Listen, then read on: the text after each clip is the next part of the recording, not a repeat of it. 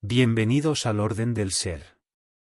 En esta ocasión vamos a hablar de San Ignacio de Antioquía, que es una de las figuras más colosales de la Iglesia primitiva.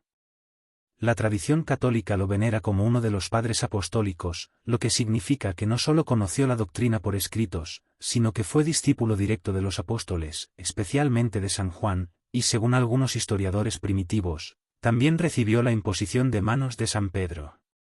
Prácticamente todo lo que sabemos de su vida procede de sus propios escritos, 7 famosas cartas escritas camino al martirio, y de los testimonios de los primeros historiadores de la Iglesia, como Eusebio de Cesarea y San Jerónimo. Se cree que Ignacio nació en Siria en torno al año 35 después de Cristo. En sus cartas, él mismo se autodenomina Ignacio Teóforo, un título con un precioso doble significado teológico.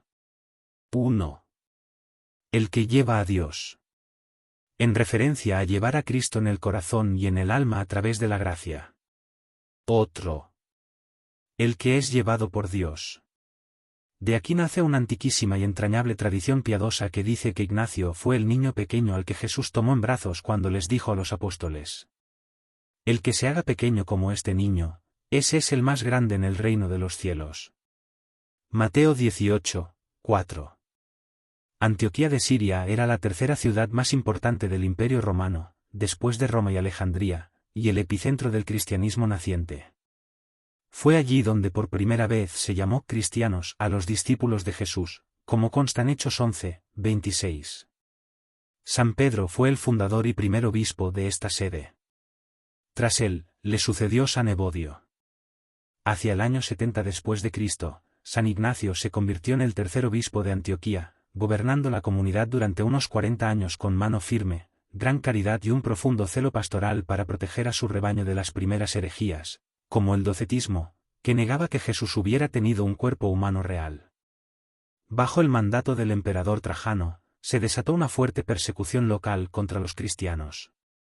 Ignacio, al ser la cabeza visible de la Iglesia en Oriente, fue arrestado. En lugar de ejecutarlo en Antioquía, las autoridades decidieron enviarlo a Roma encadenado para ser devorado por las fieras en los espectáculos públicos, buscando dar un escarmiento ejemplar. Este viaje forzado a pie y en barco, custodiado por 10 despiadados soldados romanos, a los que él mismo llama con humor 10 leopardos en sus cartas, se convirtió paradójicamente en una marcha triunfal de fe. A cada puerto y ciudad donde paraba el barco, las comunidades cristianas locales salían a recibirlo, a besar sus cadenas y a escuchar sus enseñanzas. Durante las pausas de este trayecto, Ignacio escribió 7 epístolas que son consideradas joyas de la teología católica primitiva. Su valor radica en que reflejan cómo creía y se organizaba la Iglesia apenas unas décadas después de la resurrección de Cristo. Desde Esmirna escribió 4 cartas. A los efesios, a los magnesios, a los tralianos y la famosísima carta a los romanos. En esta última, enterado de que los cristianos de Roma tenían influencias para intentar salvarlo de la muerte, les suplica de rodillas que no intervengan, expresando su deseo místico del martirio. Desde Troas escribió 3 cartas más. A los filadelfios, a los esmirniotas y una carta personal a su amigo, el obispo San Policarpo de Esmirna, quien también sería mártir más adelante. San Ignacio de Antioquía pasa a la historia eclesial por ser el primer autor en la historia humana en usar el término Iglesia Católica, que significa universal, para describir a la Iglesia de Cristo. Lo dejó escrito en su carta a los esmirniotas. Allí donde esté el obispo, allí esté la muchedumbre, así como donde esté Jesucristo, allí está la Iglesia Católica. Las fuentes católicas destacan 3 pilares fundamentales en el pensamiento teológico de San Ignacio. La Eucaristía real. Defendió con vehemencia la presencia real de Cristo en el pan y el vino. La definió con una frase bellísima. La Eucaristía es la medicina de la inmortalidad, el antídoto para no morir. La jerarquía eclesiástica. Fue el gran defensor del episcopado monárquico. Dejó claro que para mantener la unidad frente al error, la comunidad debía estar firmemente unida a su obispo, asistido por los presbíteros, o sacerdotes, y los diáconos. Sin esta estructura, decía, no se puede hablar de Iglesia. El martirio como unión con Cristo. Para Ignacio, morir por la fe no era una tragedia, sino el nacimiento definitivo a la verdadera vida. San Ignacio llegó a Roma en los últimos días de los Juegos Públicos del año 107 o 110 después de Cristo. Fue conducido de inmediato al anfiteatro Flavio, el Coliseo romano. Ante la multitud que rugía en las gradas, se cumplieron las palabras exactas que había profetizado semanas antes en su carta a los romanos. Soy trigo de Dios, y he de ser molido por los dientes de las fieras, para llegar a ser pan limpio de Cristo. Fue arrojado al centro de la arena y los leones lo devoraron en pocos minutos, dejando intactos solo los huesos más grandes. Los cristianos de Roma recogieron amorosamente estos sagrados restos materiales. Su festividad se celebra en la Iglesia Católica el 17 de octubre. Posteriormente, sus reliquias fueron trasladadas de regreso a Antioquía, pero debido a las invasiones islámicas siglos más tarde, regresaron a Roma, donde hoy descansan definitivamente bajo el altar mayor de la Basílica de San Clemente, un lugar de profunda peregrinación para la cristiandad.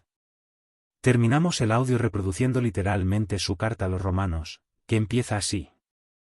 Ignacio, que es llamado también Teóforo, a aquella que ha hallado misericordia en la benevolencia del Padre Altísimo y de Jesucristo su único Hijo, a la Iglesia que es amada e iluminada por medio de la voluntad de aquel que quiso todas las cosas que son, por la fe y el amor a Jesucristo nuestro Dios, a la que tiene la presidencia en el territorio de la región de los romanos, siendo digna de Dios, digna de honor, digna de parabienes, digna de alabanza, digna de éxito, digna en pureza, y teniendo la presidencia del amor, andando en la ley de Cristo y llevando el nombre del Padre, Iglesia a la cual yo saludo en el nombre de Jesucristo el Hijo del Padre, a los que en la carne y en el Espíritu están unidos a cada uno de sus mandamientos, siendo llenos de la gracia de Dios sin fluctuación, y limpiados de toda mancha extraña, salutaciones abundantes en Jesucristo nuestro Dios en su intachabilidad. Por cuanto como respuesta de mi oración a Dios me ha sido concedido ver vuestros rostros piadosos, de modo que he obtenido aún más de lo que había pedido, porque llevando cadenas en Cristo Jesús espero saludaros, si es la divina voluntad que sea contado digno de llegar hasta el fin, porque el comienzo ciertamente está bien ordenado, si es que alcanzo la meta, para que pueda recibir mi herencia sin obstáculo. Porque temo vuestro mismo amor, que no me cause daño, porque a vosotros os es fácil hacer lo que queréis, pero para mí es difícil alcanzar a Dios, a menos que seáis clementes conmigo. Porque no quisiera que procurarais agradar a los hombres, sino a Dios, como en realidad le agradáis. Porque no voy a tener una oportunidad como esta para llegar a Dios, ni vosotros, si permanecéis en silencio, podéis obtener crédito por ninguna obra más noble. Porque si permanecéis en silencio y me dejáis solo, soy una palabra de Dios, pero si deseáis mi carne, entonces nuevamente seré un mero grito, tendré que correr mi carrera. Es más, no me concedáis otra cosa que el que sea derramado como una libación a Dios, en tanto que hay el altar preparado, para que formando vosotros un coro en amor, podáis cantar al Padre en Jesucristo, porque Dios ha concedido que yo, el obispo de Siria, se halle en el occidente, habiéndolo llamado desde el oriente. Es bueno para mí emprender la marcha desde el mundo hacia Dios, para que pueda elevarme a Él. Nunca habéis recibido a nadie de mala gana, fuisteis los instructores de otros. Y mi deseo es que las lecciones que impartís como maestros las confirméis. Rogad, solo, que yo tenga poder por dentro y por fuera, de modo que no solo pueda decirlo, sino también desearlo, que pueda no solo ser llamado cristiano, sino que lo sea de veras. Porque si resulto serlo, entonces puedo ser tenido como tal, y considerado fiel, cuando ya no sea visible al mundo. Nada visible es bueno. Porque Dios nuestro Dios Jesucristo, estando en el Padre, es el que es más fácilmente manifestado. La obra no es ya de persuasión, sino que el cristianismo es una cosa de poder, siempre que sea aborrecido por el mundo. Escribo a todas las iglesias, y hago saber a todos que de mi propio libre albedrío muero por Dios, a menos que vosotros me lo estorbéis. Os exhorto, pues, que no uséis de una bondad fuera de sazón. Dejadme que sea entregado a las fieras puesto que por ellas puedo llegar a Dios. Soy el trigo de Dios, y soy molido por las dentelladas de las fieras, para que pueda ser hallado pan puro de Cristo. Antes atraed a las fieras, para que puedan ser mi sepulcro, y que no deje parte alguna de mi cuerpo detrás, y así, cuando pase a dormir, no seré una carga para nadie. Entonces seré verdaderamente un discípulo de Jesucristo, cuando el mundo ya no pueda ver mi cuerpo. Rogad al Señor por mí, para que por medio de estos instrumentos pueda ser hallado un sacrificio para Dios. No os mando nada, cosa que hicieron Pedro y Pablo. Ellos eran apóstoles, yo soy un reo, ellos eran libres, pero yo soy un esclavo en este mismo momento. Con todo, cuando sufra, entonces seré un hombre libre de Jesucristo, y seré levantado libre en él. Ahora estoy aprendiendo en mis cadenas a descartar toda clase de deseo. Desde Siria hasta Roma he venido luchando con las fieras, por tierra y por mar, de día y de noche, viniendo atado entre 10 leopardos, o sea, una compañía de soldados, los cuales, cuanto más amablemente se les trata, peor se comportan. Sin embargo, con sus maltratos paso a ser de modo más completo un discípulo, pese a todo, no por ello soy justificado. Que pueda tener el gozo de las fieras que han sido preparadas para mí, y oro para que pueda hallarlas pronto, es más, voy a traerlas para que puedan devorarme presto, no como han hecho con algunos, a los que han rehusado tocar por temor. Así, si es que por sí mismas no están dispuestas cuando yo lo estoy, yo mismo voy a forzarlas. Tened paciencia conmigo. Sé lo que me conviene. Ahora estoy empezando a ser un discípulo. Que ninguna de las cosas visibles e invisibles sientan envidia de mí por alcanzar a Jesucristo. Que vengan el fuego, y la cruz, y los encuentros con las fieras, huesos dislocados, miembros cercenados, el cuerpo entero triturado, vengan las torturas crueles del diablo a asaltarme. Siempre y cuando pueda llegar a Jesucristo. Los confines más alejados del universo no me servirán de nada, ni tampoco los reinos de este mundo. Es bueno para mí el morir por Jesucristo, más bien que reinar sobre los extremos más alejados de la tierra. A aquel busco, que murió en lugar nuestro, a aquel deseo, que se levantó de nuevo por amor a nosotros. Los dolores de un nuevo nacimiento son sobre mí. Tened paciencia conmigo, hermanos. No me impidáis el vivir, no deseéis mi muerte. No concedáis al mundo a uno que desea ser de Dios, ni le seduzcáis con cosas materiales. Permitidme recibir la luz pura. Cuando llegue allí, entonces seré un hombre. Permitidme ser un imitador de la pasión de mi Dios. Si alguno le tiene al consigo, que entienda lo que deseo, y que sienta lo mismo que yo, porque conoce las cosas que me están estrechando.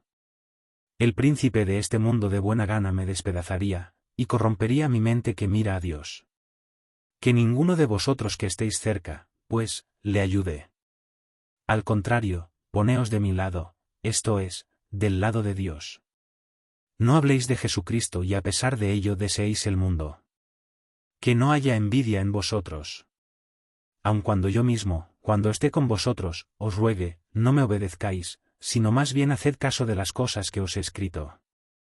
Porque os estoy escribiendo en plena vida, deseando, con todo, la muerte. Mis deseos personales han sido crucificados, y no hay fuego de anhelo material alguno en mí, sino solo agua viva que habla dentro de mí, diciéndome: ven al Padre. No tengo deleite en el alimento de la corrupción, o en los deleites de esta vida. Deseo el pan de Dios, que es la carne de Cristo, que era del linaje de David, y por bebida deseo su sangre, que es amor incorruptible. Ya no deseo vivir según la manera de los hombres, y así será si vosotros lo deseáis. Deseadlo, pues, y que vosotros también seáis deseados, y así vuestros deseos serán cumplidos. En una breve carta os lo ruego, creedme. Y Jesucristo os hará manifiestas estas cosas para que sepáis que yo digo la verdad. Jesucristo, la boca infalible por la que el Padre ha hablado. Rogad por mí, para que pueda llegar por medio del Espíritu Santo. No os escribo según la carne, sino según la mente de Dios.